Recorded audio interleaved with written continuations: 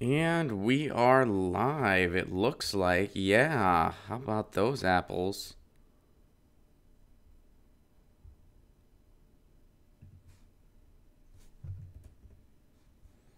All right.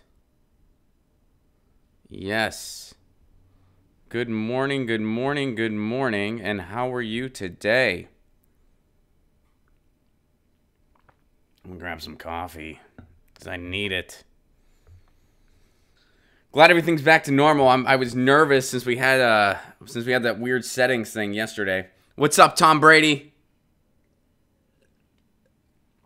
Tom, are you going to come to the show in Boston? We're playing right in your backyard. We're going to be in Boston in June. I hope you'll be there. I don't know much about football, but it'd be cool to pick your brain about it. You're pretty good at it. Emmy, how are you? What's up, David? Good to see you, buddy. Thanks for the articles. CS, how are you? Adam, what up? Hope everybody's doing well. What's up, Susan? Howdy, howdy. Howdy, howdy, Alex. Good to see everybody. Good morning, Mike. And I don't compliment you enough on that cool Bad Brains avatar. Or avatar, that's not, whatever it is. You know what I mean. Yeah, you get it. What's up, Long Beach? Good to see you.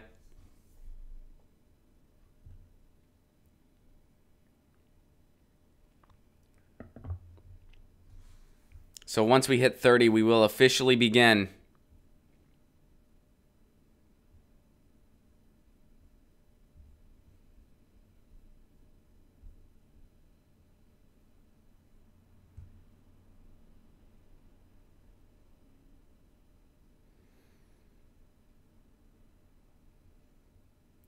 And we're going to talk about, we got a lot to talk about today. You guys have been sending a lot of cool stuff, and there's a breaking story that I have not really looked into yet that I'm real excited to look into. I'm drinking out of this mason jar almost out of protest because my fiance, she now, not protest. Protest isn't the right way to put it, but she has been saving literally everything, which is a good thing to do. She's doing the right thing. She really is. I'd like to think that without her guidance, I would do the same thing. I don't know for sure that I would, just being honest with you. Because at times it can just be like, really, you want me to? But she saves every single jar from everything.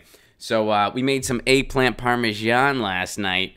But, I'll be honest with you guys, and as an Italian American, this is tough for me to admit, but I didn't make the sauce from scratch. I went the cheap way. All right? I did. I went the cheap and easy, quick way.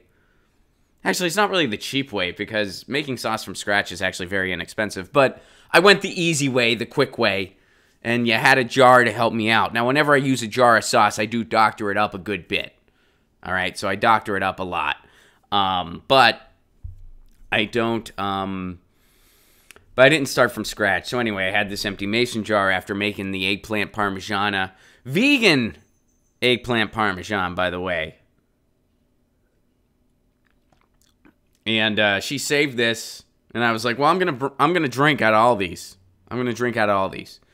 And she's like, "Please do." So here I go, drinking out of all of them. Drinking out of all of them. What's up, Frederick? What's up, Mick Resistor?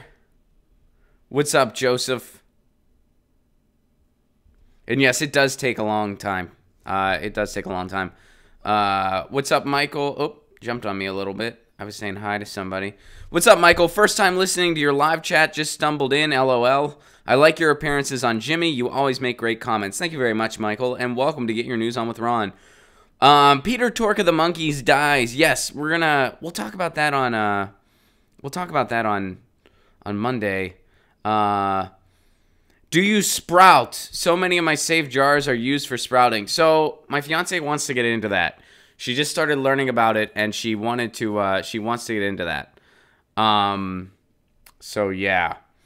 What's up, Scripps? You usually catch this after the fact.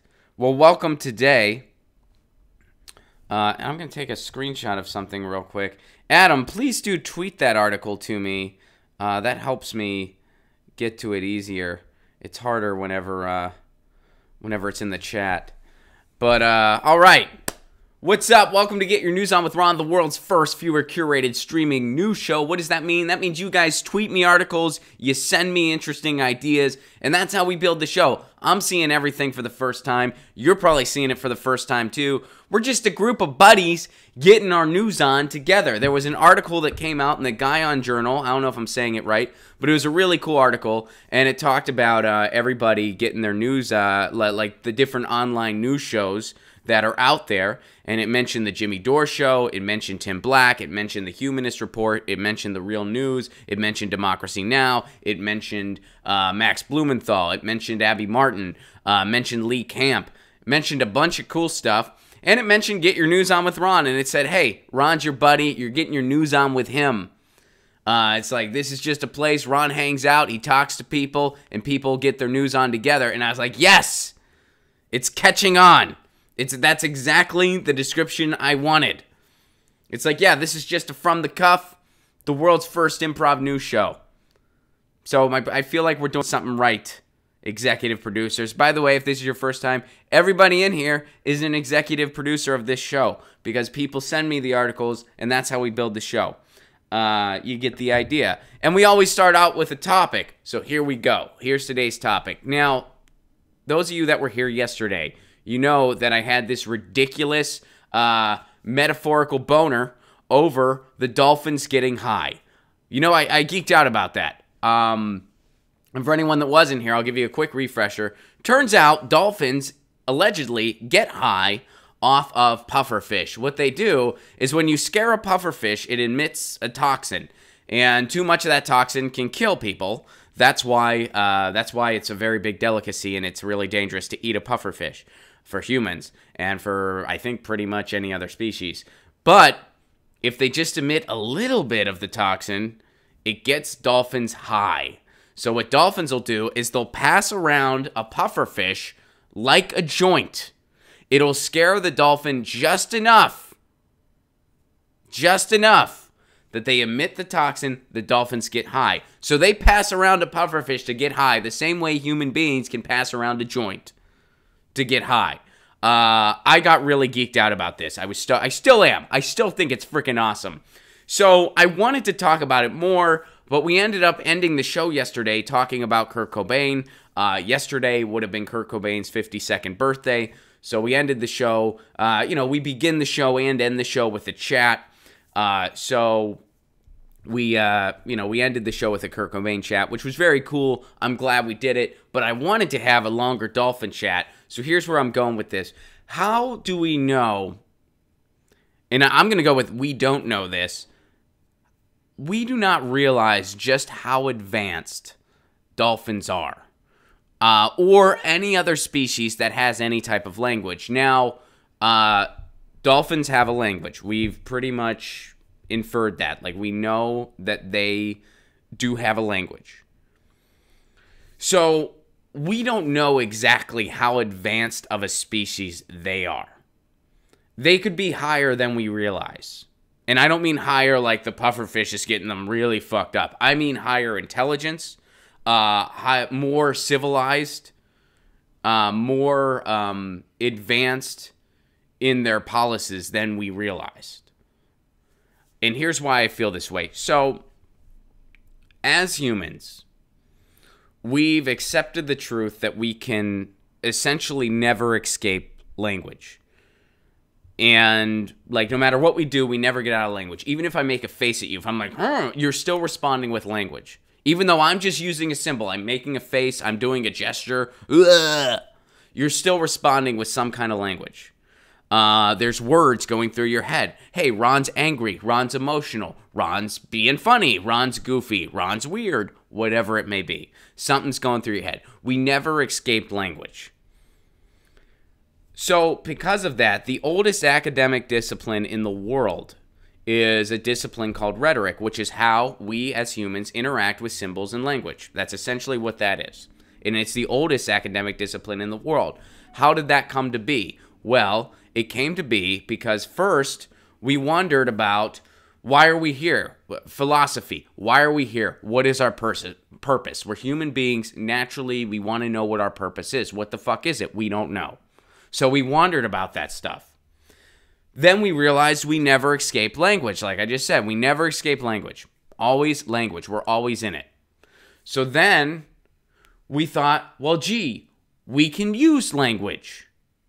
And that's how rhetoric started. We can use language to persuade people, to get what we want, to make our own truths, or search for the truth. We can do all that stuff. So people became what were known as orators. They speak well.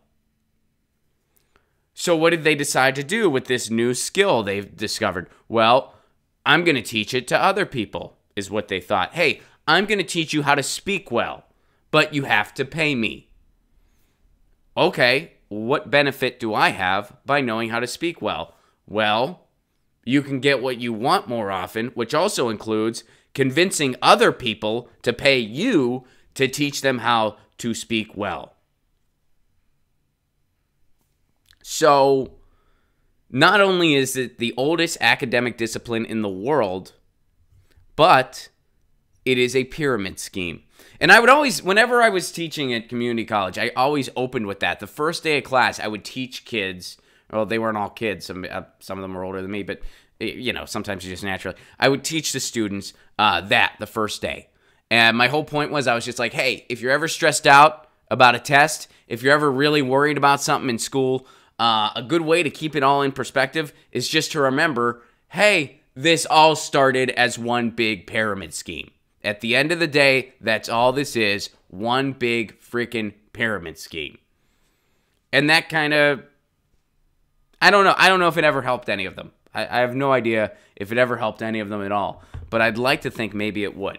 So, going by all this that I just said, we eventually realized we can never escape language. We wondered why we're here. We eventually decided, hey, we're going to use language. And an academic discipline started because of that. A job started because of that. The concept of work, the concept of exchanging benefits, right? Hey, you give me these monetary goods, or maybe you traded me some food from your garden, whatever it may have been, and I'm going to teach you how to talk well. And then you're going to be able to talk well, and you'll be able to teach other people how to talk well. So what I'm saying is, if any species has language, which we know that dolphins do, we have no idea the scope of how advanced they actually are. It's totally plausible that they have a marketplace. It's totally plausible that they exchange goods. Maybe they trade things because they can communicate. So, how advanced do you think they might be? Do you think they have thoughts about us? They might.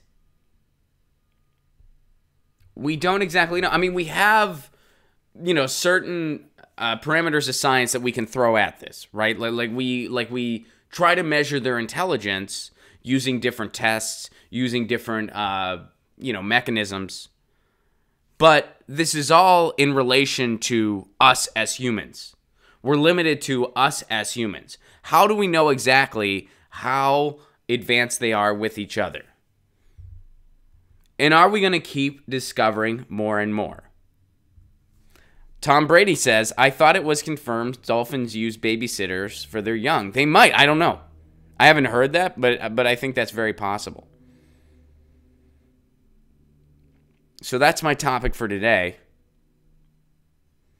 Are species way more advanced than we realize? I think a lot might be, yeah. I really do think so. Melissa says, Dolphins question to us, why are you throwing your garbage into my house?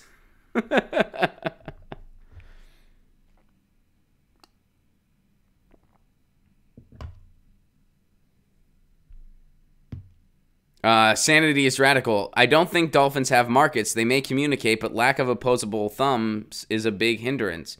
They can use their nose to just push shit around.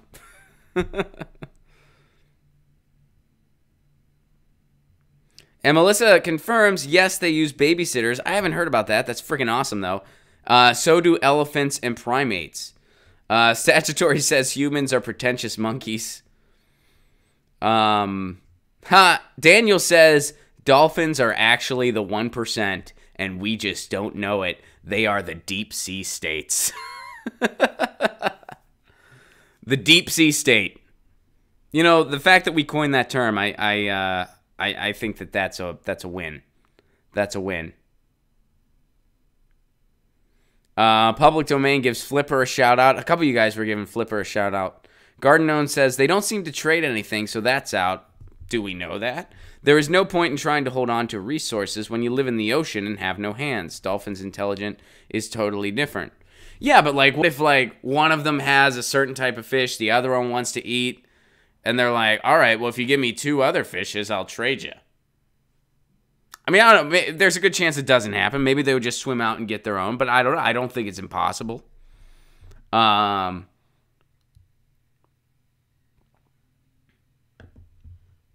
Sanity is Radical says that dolphins have perfect communism. Shamu got shafted.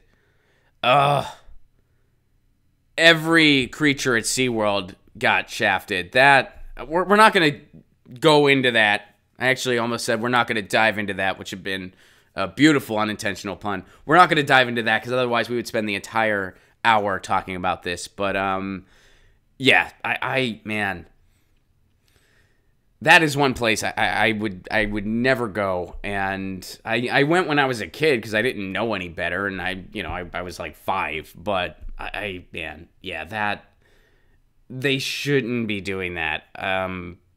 It's not okay for SeaWorld to keep whales like that. Like, it's just not okay. like it just isn't. Anyway, we won't dive into that. That's a different story for a different day. We would be talking about that all day. But so let's go to this. This is kind of breaking and kind of weird. I'm still unpacking this. I'm sure we all are.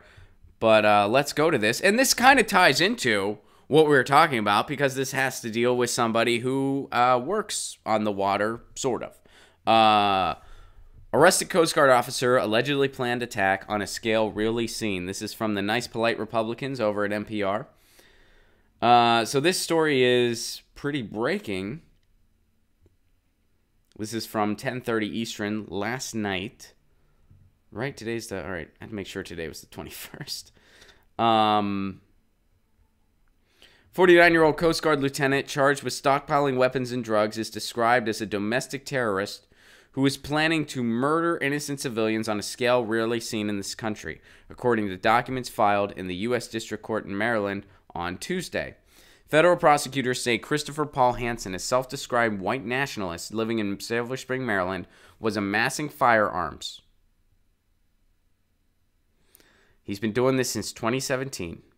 And was cultivating plans to launch a widespread attack on prominent Democratic lawmakers, including House Speaker Nancy Pelosi and several high-profile television anchors from MSNBC and CNN.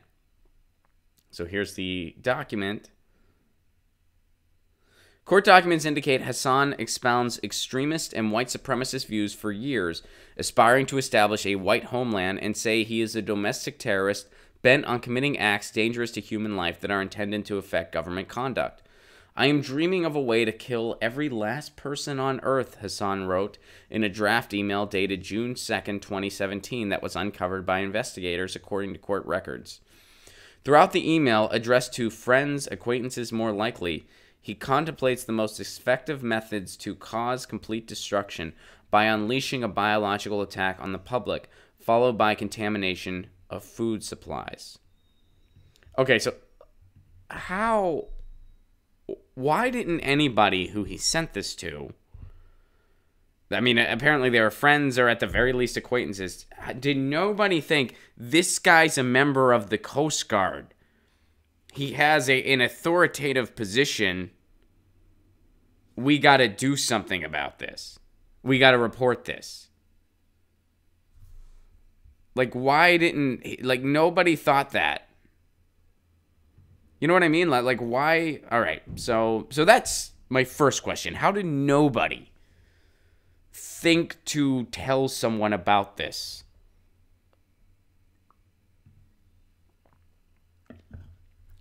Much blood will have to be spilled. This is what the letter said. Much blood will have to be spilled to get Whitey off the couch. They will die, as will the traitors who actively work toward our demise, he wrote disdainfully. The rambling and incoherent letter also includes a to-do list for the next 4 years, revealing Hassan's desire to get out of debt, buy van to convert, diesel, buy land for her family out west or possibly North Carolina mountains. He also adds that he needs to come off tramadol, a narcotic painkiller. Clear my head. Wow, I mean, isn't this just kind of a summary of a lot of the problems of this country? So he's in crippling debt, which could be for a number of reasons. It could be because we don't have affordable education in this country. It could be because we don't have living wages in this country. It could be because he has a family that he can't afford the health care for. It could be any number of reasons. Oh, and also, here we go. Here's Big Pharma doing their part. He likely has an addiction to painkillers.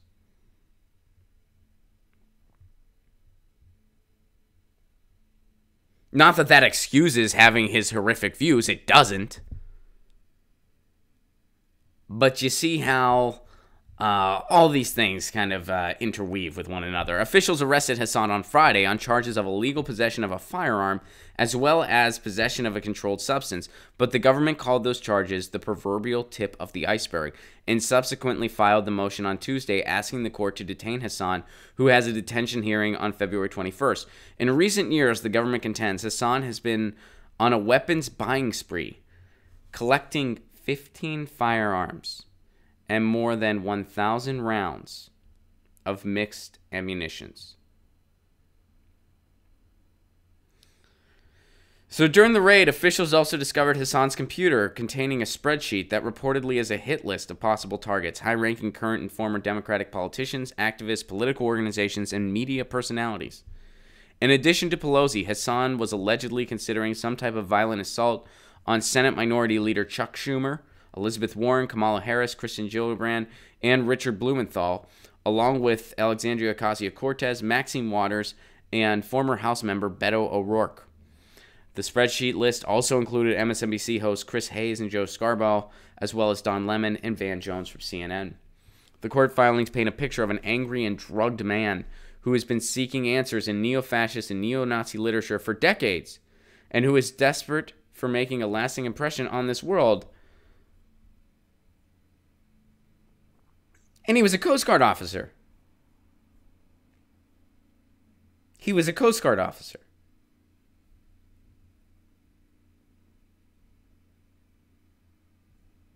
Apparently, Hassan frequently sought instruction from a manifesto written by Anders Breivik, a far-right anti-Muslim Norwegian nationalist who was convicted in 2012 of 2 terror attacks that killed 77 people. According to officials, Hassan used Breivik's methods to hone his list of potential victims, conducting internet searches for most liberal senators. Where do most senators live in D.C.? And are Supreme Court justices protected? Hassan's drug use also appears to stem from directions in Breivik's manifesto, taking narcotics in order to increase his ability to conduct attacks. How does taking pain? I mean, doesn't that also kind of make you aloof? And I mean, I've taken painkillers under prescription before, and I'll be totally honest with you guys. I've taken them for fun before, long time ago, and it never made me more alert. It did quite the opposite. Anyway.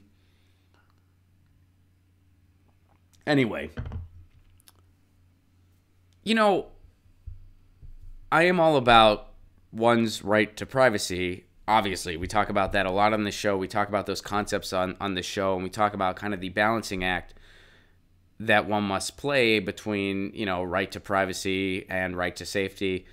It's a conversation that we'll be having probably forever.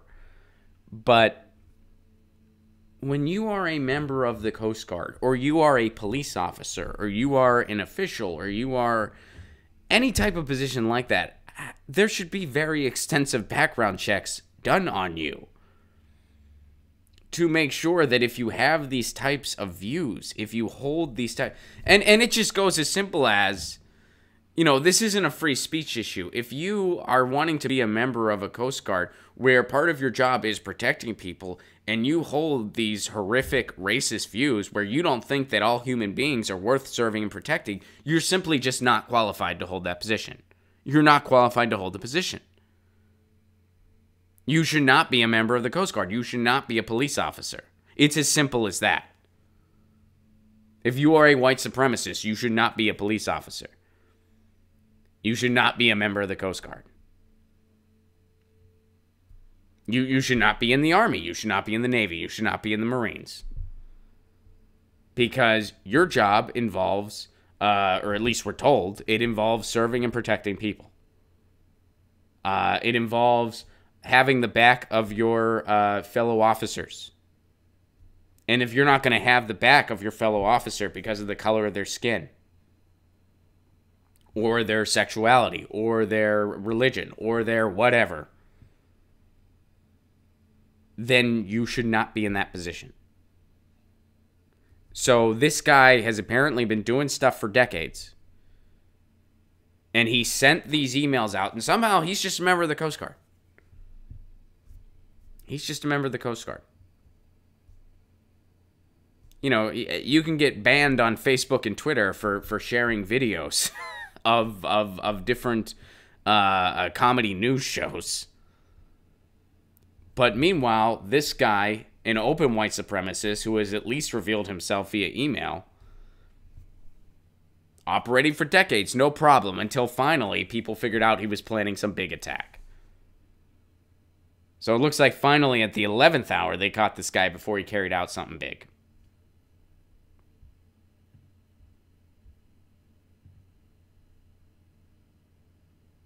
Hassan has been working at the U.S. Coast Guard headquarters in Washington, D.C. since 2016. He was an active duty member at the time he was arrested. Prior to that, he served in the U.S. Marine Corps from 1988 to 93, after which he joined the Army National Guard for about 2 years.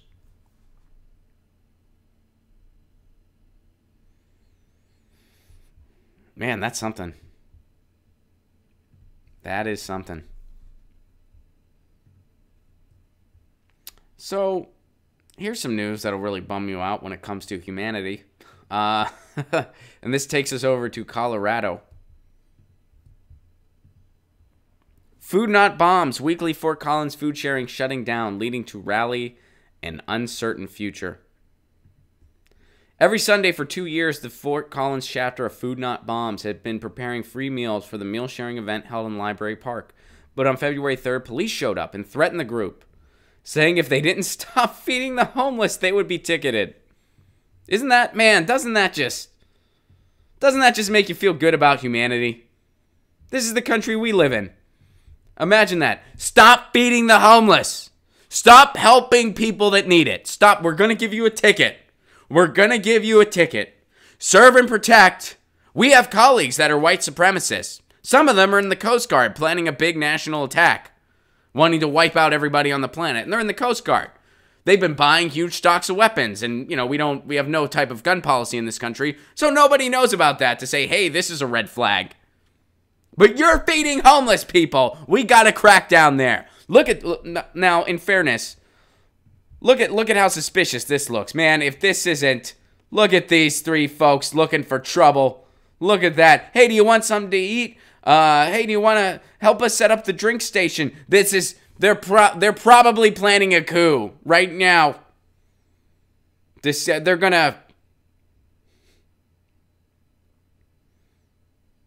gonna overthrow the U.S. government with Asiago cheese bagels and Cliff Bars. We know they're planning something. Look at how suspicious. So the next Sunday, February 10th, Food Not Bombs organizers with the Fort Collins Homeless Coalition organize a rally in support of the right to share food. Hey, we have the right to share food.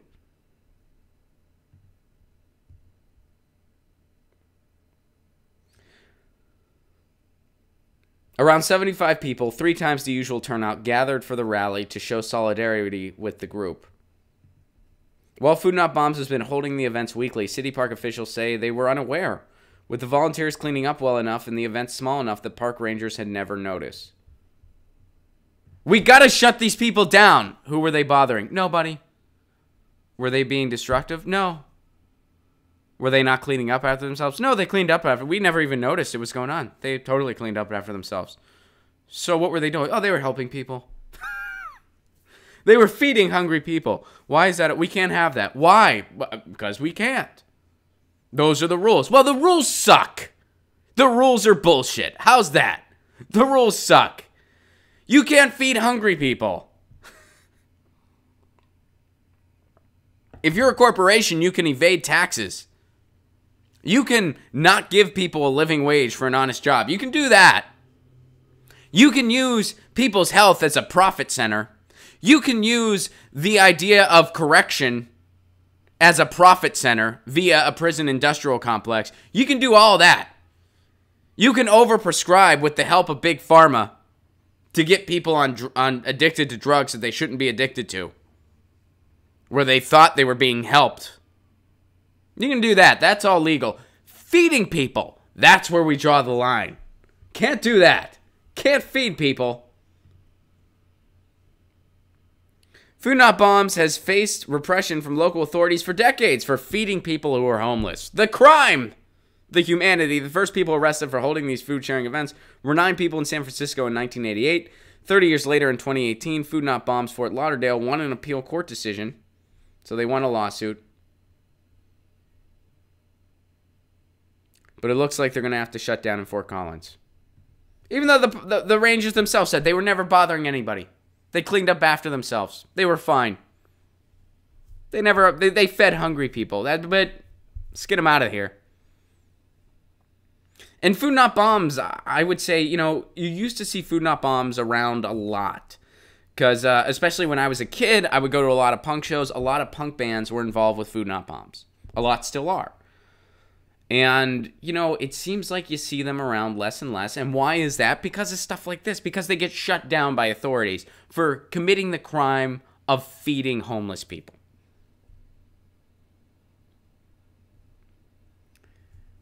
That's something. That's something. Think of all the things you can do, especially if you're rich. Think of all the things you can do in this country. Not a crime. Feeding homeless people, though. That's where we draw the line. All right. Go humanity. We'll put this one in the win column. So let's get a little bit of good news to switch gears here.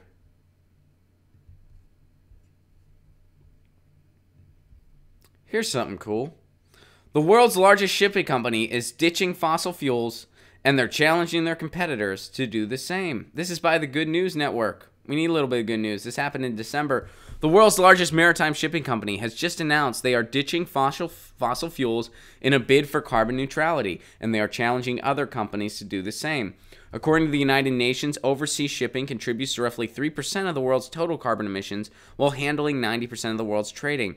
Though phasing out fossil fuels will prove to be difficult, Danish-based shipping company Maersk plans to lead the shift towards sustainability by investing in renewable fuel sources and cleaning shipping models. Man, if this was going on in the United States, someone like Senator Dick Durbin would read it and be like, "This sounds hard. This sounds hard. We can't. I don't know what to make of this. I don't know what to make of what I'm reading. This sounds hard. Let's just put it off. I know we want to stay on this planet and whatnot, but it's a lot to read.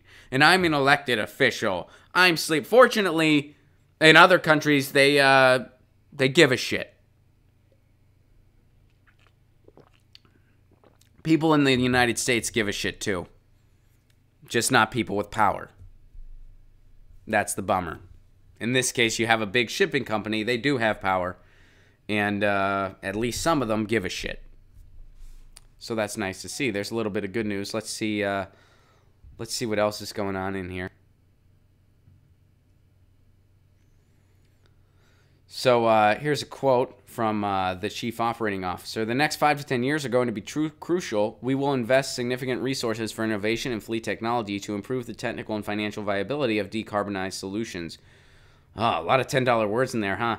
Over the last 4 years, we have invested around $1 billion and engaged over 50 engineers each year in developing and deploying energy-efficient solutions. Going forward, we cannot do this alone. And notice the timeline gave 5 to 10 years. So this can be done, and this can be done in the timeline in which we need it. We have to do something. We have to act now, and we have to significantly de-escalate. And if we do it within the next 10 years, 10 to 12 years, we're going to be okay. We're not going to stop climate change. That's not how it works. We're not going to stop it. But we can do things to decrease how catastrophic it will be to us. The planet's not going to go anywhere. We might. So we're going to do what we have to do to make sure we stay here as long as we can.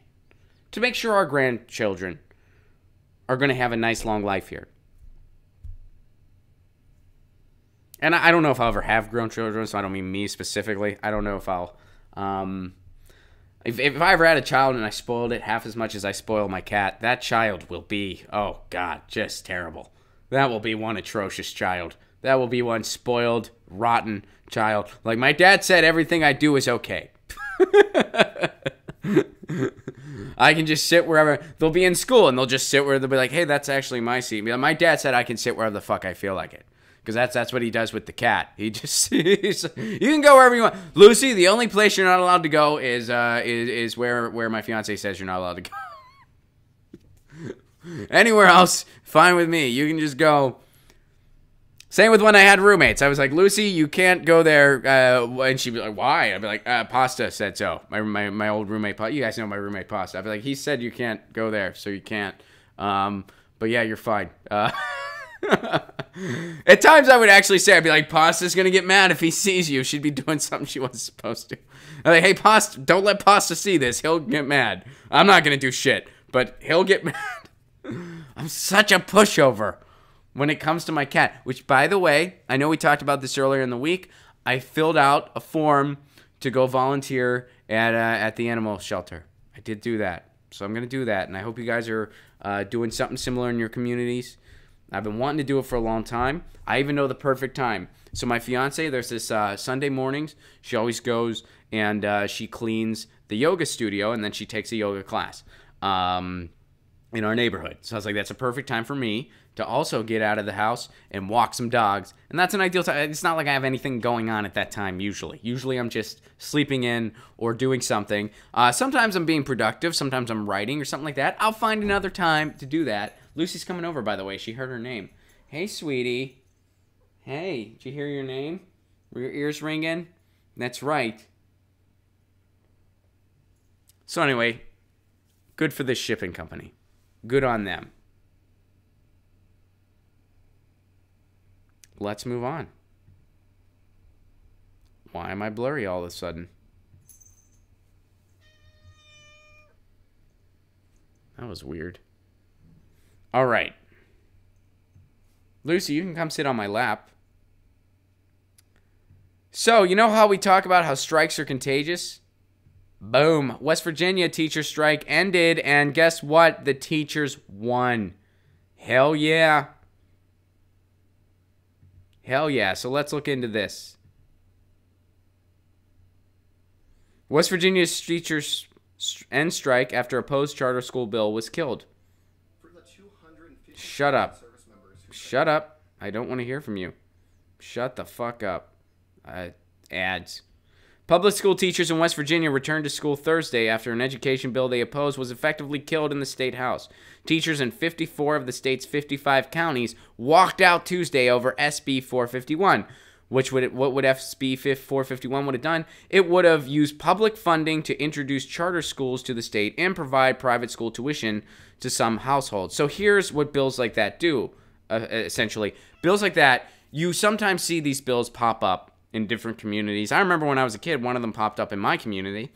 And I'll go into that later. But essentially what they do is they're like, oh, well, if you send your kid to a private school, you shouldn't have to pay taxes for the public school because your kid's not using that. So instead, you're going to be able to opt out and put those funds towards private school. Now, what this does is it gets away from the idea of education as a public good And it kind of allows, and it benefits people that generally have more means. So that's what bills like this do. They're not good bills. They're not for choice. They're for dismantling public education. That's what they do. It has nothing to do with choice. Those are just the buzzwords they use. Really what it does is it attempts to dismantle public education. So, Lucy, you can sit on my lap if you want. So that was her meow in agreement. She's like, exactly, those bills are bad. All right, so the State House on Tuesday ultimately decided not to take up the bill, effectively killing it for the time being. Teachers were on strike for one more day to ensure the bill would not be considered in the 24-hour period after being killed, West Virginia Education Association President Dale Lee told CNN. Lee said at a press conference that the strike was a united effort. The winners in this, once again, are the children of West Virginia, who are assured of a great public education for all of them, not just a select few. The teachers' union in the state opposed the bill because it would have used public dollars to create charter schools, competitors to public schools, and would have established education savings account. Those accounts would have offered households making less than $150,000 a year the option to apply for help with private school tuition and other education costs. So there you go. But the teachers of the teachers of West Virginia said, no, education is a public good, and we need these resources for public education. Right? Lucy's purring. How about that? So, once again, the lesson here, strikes are contagious. Lucy, when teachers win, look how happy Lucy is when teachers win. Seriously, she came over. She came over because she heard her name. But look how happy she is. The teachers won, Lucy. She's like, yeah, I wanted some good news, dude. You're going on and on about how, like, people won't let people feed people, and that's freaking terrible. And I'm like, come on, man. Give me something where the humans win something. And it's like, hey, this shipping company, not going to use fossil fuels. They're doing something about climate change. The teachers in West Virginia won.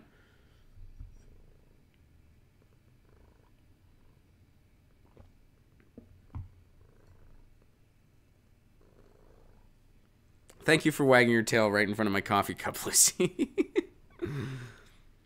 Like I said, total pushover. So keep in mind, Lucy, look up. You have to be, yeah. Strikes are contagious, and they work. Strikes are contagious, and they work. Strikes are contagious, and they work. I used to have this analogy. I used to say strikes are like the common cold in two ways. They're contagious, and they're best with soup. Then I realized that wasn't the greatest analogy because I was going by, whenever I would have protests or strikes in the places I used to live, like Tennessee, Pennsylvania, Indiana. A lot of times those would take place in the wintertime, so it was cold. But then I realized, I'm like, dude, it's not cold everywhere when a strike happens. So I was like, that analogy kind of sucks because people in, like, Arizona or people in, Texas or people in California even, although during our teacher strike, it was actually really rainy. But, maybe there would be another strike where it wouldn't be, and they'd be like, what the fuck are you talking about? We don't want soup right now. What the hell, Ron? Like, what do you... So I ditched that analogy. I repeated it right now for for no reason. So I used to have that analogy, because, like, I was basing it off of, there was this big protest that happened in Nashville over the winter where people were passing out hot cocoa when I used to live in Nashville. And anyway, so that used to be my analogy until I realized, oh, wait, people live in different climates. Right, Lucy? It was a shitty analogy. So anyway, but strikes, contagious. Boom. All right, good job, West Virginia teachers. Now, here's something interesting. And then we're going to have a call to action.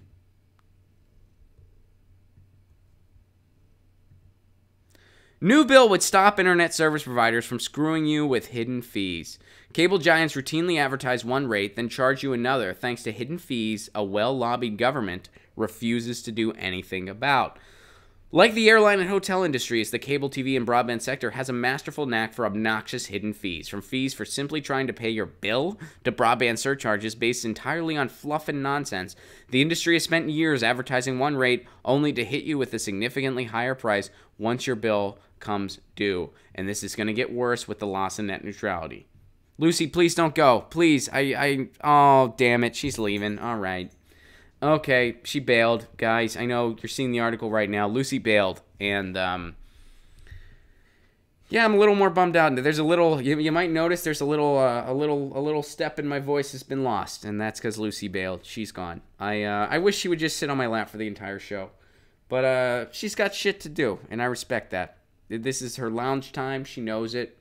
She also has got to get prepped because shortly after the stream, she gets brushed, and then she gets her treat for the day. She's usually stoked for that. And she always lets me know when the brushing has gone on for too long. She's like, please stop. And sometimes I don't stop immediately. Sometimes I'm like, no, come on. It's been for like 2 seconds. You have to be brushed. But eventually I give in because I'm a huge pushover when it comes to my cat or any other animal. If I volunteer at this place, which I plan on volunteering at this cat shelter, or this animal shelter, they have cats and dogs, I'll be a huge pushover to all the animals there. I'll be like, yeah, you want to take a shit there? Go for it. I'll clean it up anyway. You want to go this way? Of course we're going this way. You're the best thing ever. Anyway, a new bill being proposed by Senator Ed Markey and Representative Anna Eshoo is attempting to put an end to this practice. The duo's Truth in Billing Remedies and User Empowerment Over Fees Act, TRUE, like it, would require cable TV or broadband providers to include all surcharges in the advertised price. In recent years, the industry has been under fire for its misleading broadcast TV fees, which simply takes a part of the cost of programming and buries it below the line. In many areas, consumers can pay as much as $12 a month extra just from this fee alone. Several class action lawsuits against cable giants like Comcast have yet to derail the practice. So let's see if it tells you. So I guess we'll see where this goes. Right now it's just an introductory bill. But fortunately there are some people out there trying to enhance your digital rights, trying to scale back the powers of the ISPs and internet service providers and big cable to price gouge you. And with the loss of net neutrality, big cable is a big deal. But what's the best way to fight back against big cable? We all know this. It gets municipal broadband into your community. What is municipal broadband? Municipal broadband is when you take the internet out of the hands of the big cable providers and you put it into the hands of your city. And you build a municipal broadband network that's run by your city. And you pay your internet bill to your city. Virtually everywhere that has done this has seen a lot of success with it. Chattanooga, Tennessee. Sandy, Oregon. Fort Collins, Colorado is getting a program. Longmont, Colorado. Municipal broadband.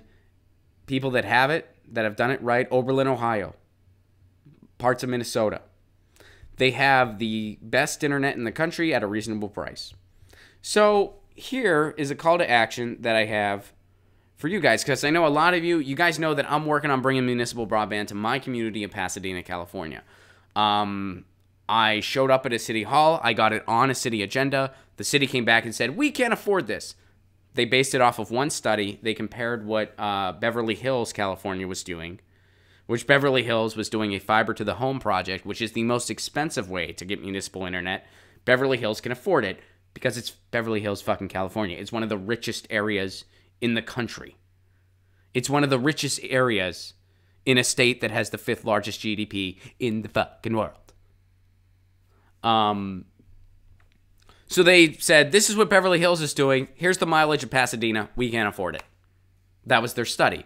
Which, while I appreciate them putting it on the agenda, obviously they could have done a little more legwork. Oh, and by the way, in our entire presentation, the words net neutrality weren't even in it. So I spoke about that. You can see my playlist for municipal broadband and net neutrality that documents my journey on this and our journey on this. I know a lot of you have started municipal broadband task forces in your community, which is freaking awesome. Some of you are further along than I am because your mayors actually are interested. Right now, my city government has not been. Well, here's another call to action of something you can do. Here's an organization called Next Century Cities, and their website is nextcenturycities.org. And so here's how you become a member of this. Joining Next Century Cities is easy and free. To become a member, an elected official from your community must simply review and agree with their core principles and send an emailed request. That's it. So here's the benefits of membership. You elevate the conversation. We work with leaders and their communities to share stories. Cities that have or would like to develop truly next-generation networks are visionary cities, and their leaders recognize what it takes to be competitive, supporting local leaders. So this is for high-speed internet. Communities stepping into the 21st century through next-generation networks face myriad challenges. Providing tools for success. Developing a next-generation network is a daunting task for any city of any size. It is important that communities have access to resources, advice, and tools to develop effective broadband internet networks. We are committed to developing and aggregating resources to guide new projects, as well as tools to help those already equipped with this infrastructure better leverage their networks to yield community benefits. Are you not an elected official? If you think your community could benefit from our resources and support, reach out to your elected officials. Let them know how important it is that your community has access to affordable, reliable broadband and how Next Century Cities can help. In addition, you can sign up for our newsletter, follow us on Twitter or Facebook. So let's click this. How can they help? Here's the PDF. Next Century Cities supports mayors and community leaders across the country as they seek to ensure everyone has fast, affordable, and reliable internet access. Self-determination, high-speed internet. So they provide you with resources.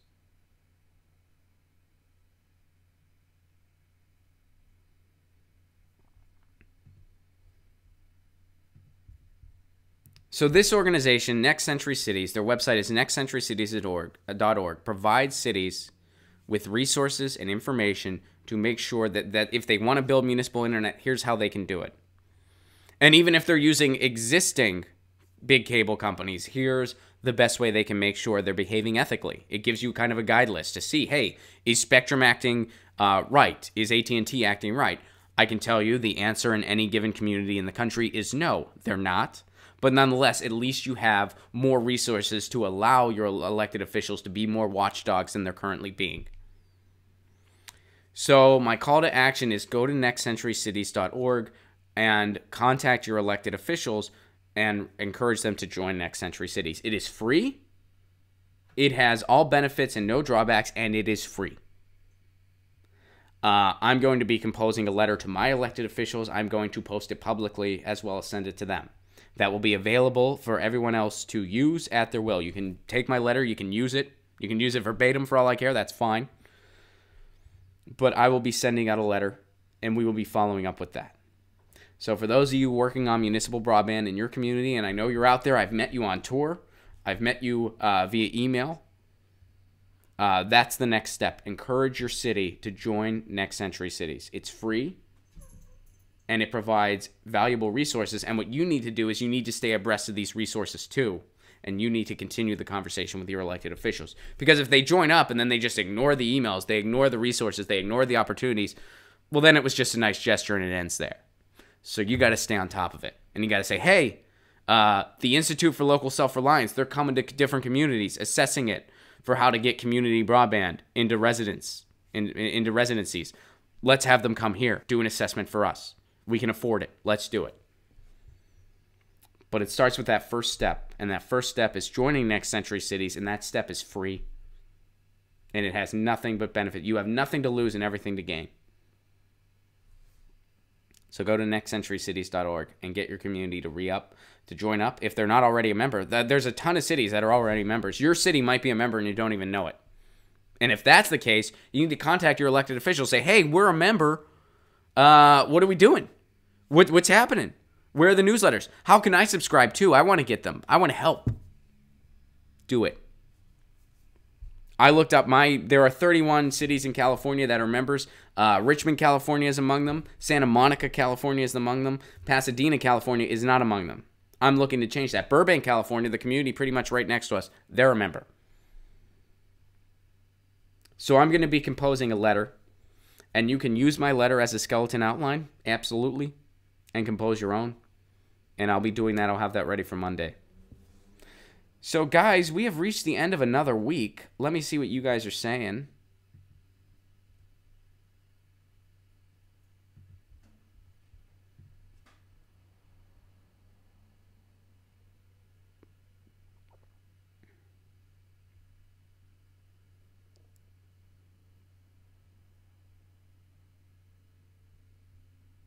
Creative experiments. Ron, high-speed rail was voted into law and they killed it. Californians don't care about laws that were passed for progressive policies. You're going to have to leave California. Well, I'm not going to, so, you know. Proud Menendez. Ron, I'm a libertarian, but I love your show. Thanks. Thank you, Proud Menendez. I appreciate that very much. Some of you guys are saying Hillary's running for... I don't think that's true. I think you're just... I mean, I guess we'll see.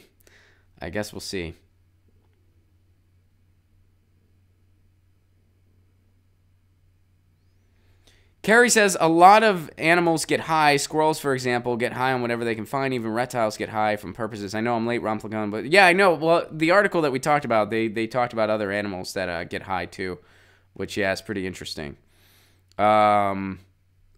Johnny, Ron, I'm a progressive and I love your show. Does that make you feel good too? Yes, it does. Thank you very much. Let me go. Wow, we have a lot of super chats here. Thank you for the super chat contributions. Chip says, today, on February 21st, 1848, the Communist Manifesto was published. I didn't know that it was today. Interesting. Cheers to all comrades around the world. The Communist Manifesto was recently given to me, just like to have my own copy by a viewer of the show. So I will be looking into, I got to just go through the whole thing. Obviously I've read bits and pieces over the years, we all have, but I've never just sat down and read it cover to cover. It's a very short piece, so that's on my list of things to do, and maybe I got to do it today.